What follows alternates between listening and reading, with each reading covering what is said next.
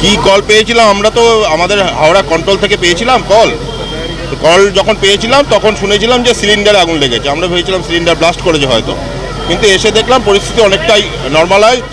যা এলাকার যারা আছেন এখানে বাসিন্দারা অনেকটাই হেল্প করেছেন ওনাদের কোঅপারেশনে, এবং আমরা এসে আমাদের যারা পার্সোনাল আছে, স্টাফ আছে, তারাও যথেষ্ট কাজ করেছে, করে আপাতত আগুন কন্ট্রোলে এবং কোনো স্প্রেড হয়নি।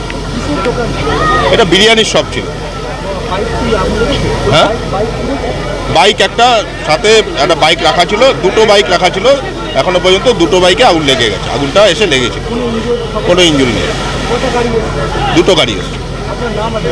আমার নাম আর কে শাহ, ওসি হাওড়া।